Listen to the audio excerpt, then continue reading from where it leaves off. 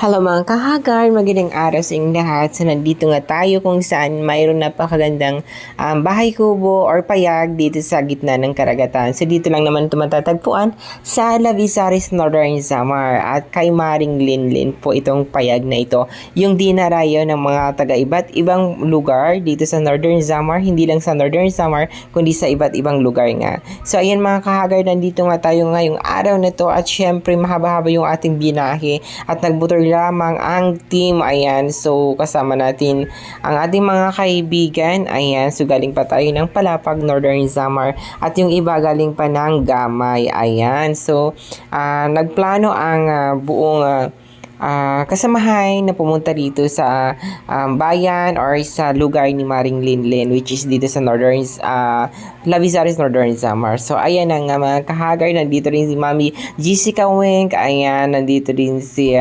Alin Tindoy, si Boss Dory, nandito rin si Yulis Vlog, and andito rin si Marlon, and yung iba pa nandito rin. So andito rin kasama rin natin si Mami Petra. Ayan, so tatawid nga tayo dito sa bangka dito at ang magsusunod sa atin ang tatay ni Maring Linlin. So ayan na nga, shortcut na tayo at nakarating na nga tayo dito sa payag ni Maring Linlin. Nakaka-shock, nakakamangha dahil sa sobrang ganda rito, sobrang hangin, sobrang nakakawala ng stress dahil nga sa kanyang view, sa kanyang dito. So napakaganda talaga dito sa payag ni Maring Linlin. So ayan, grabe. So dati napapanood ko lang to sa mga vlog and ngayon sobrang nakakatuwa lang dahil nakaabot kami rito, and hindi lang yon, ang dami rin mga alaga nilang lobster dito. Ito yung isa rin sa dinarayo dito ng mga taga-hanga or supporters ni Maring Linlin. Ayan, so ang dami nilang mga alagang lobster, may mga isda rin sila. So ayun na nga, bawat isa mahawak at nagpipicture-picture na dahil nga nakakamangha rin naman sa sobrang lalaki ng mga lobster nilang alaga.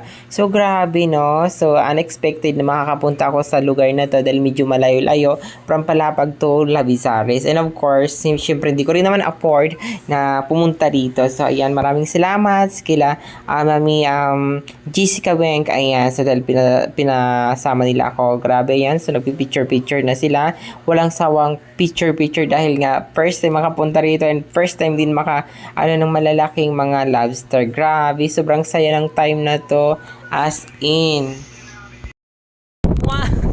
Hi guys! Magsasarili na lang din. Hi guys, nandito ako sa bayan ni Maring Linlin.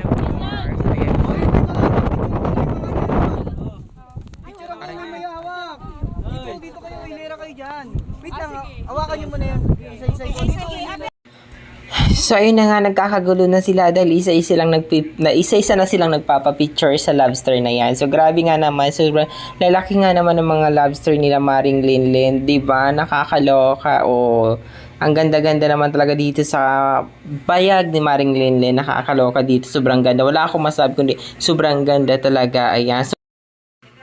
At ayan na nga, pagkatapos nga namin na mag-picture-picture, at ayan, kumakain na nga ang team or ang mga bisita ni Maring Linlin, which is kami yun. Ayan, so nagkakainan na dyan, kanya-kanya na upo, kanya-kanya kuha ng pagkain, bahala na sila dyan. Then, sobrang dami naman ng mga pagkain. At syempre, pagkatapos namin kumain at nagpahinga lang ng saglit, at nag-prefer na rin kami para makabalik na rin kami ng Palapag. Ayan na nga, so ang isa-isa na kaming pumunta or pabalik na ng Pantalan. Ayan na, nangauna na nga sila Madam Petra, si Mark Ariel Vlog. Ayan, so inatid na sila ni tatay, which is tatay naman ni Maring Linlin. Ayan, so andun na sila banda, which is malapit lang naman din. Hindi naman ganun kalayuan, and payapa naman yung dagat, sobrang ganda.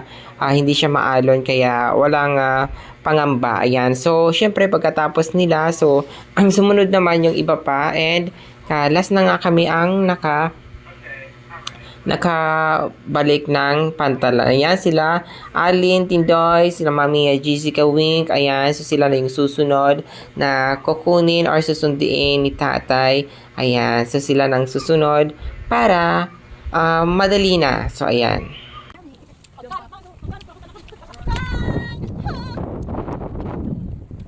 Ay, may tubig or? Alibutan. Link. Ang bubot, ito yung mga bubot. Oo. Ah, di biya ka ramaling dito eh. Kakajali ko dyan sa mukha. Balis ka. So ayan na nga, yung iba nga ay andun na sa pantalan at naihatid na nga ni tatay. At syempre kami na lang yung natira, si Maring Linin at yung asawa niya. Syempre yung tatay niya na nagbubugsay din. Ayan. So kami na lang natira. And papunta na nga kami sa pantalan at pauwi na nga rin kami ng Palapag. Yan. So maraming salamat ulit Maring Linlin at syempre sa asawa mo at tatay mo na napakabait, naghatid sundo sa amin. Ayan. So marami pa sana mga blessings ang dumating sa inyo sa pang-araw-araw at malayo pa sanang marating nyo. Ayan. So thank you so much ulit sa pagtanggap sa amin bilang bisita or bilang kaibigan sa payag mo Maring Linlin. Thank you so much. God bless. Ayan. Ayan. So paparating na tayo, papadaong na nga tayo dito sa pantalan at ayan na nga sila nag-aantay na sa amin. Ayan, so worth it yung pagpunta namin kahit medyo malayo. So wala kaming masabi kundi maraming salamat Maring Linlin. Grabe, sobrang nag-enjoy, sobrang nabusog kami. Ayan, so maraming thank you. Sobrang ganda dito sa Lavizaris, dito sa payag ni Maring Linlin. Grabe, nakakaloka, nakakawala ng stress. O di ba? So ayan, kaya ano pang inaantay nyo, bisita na kayo dito.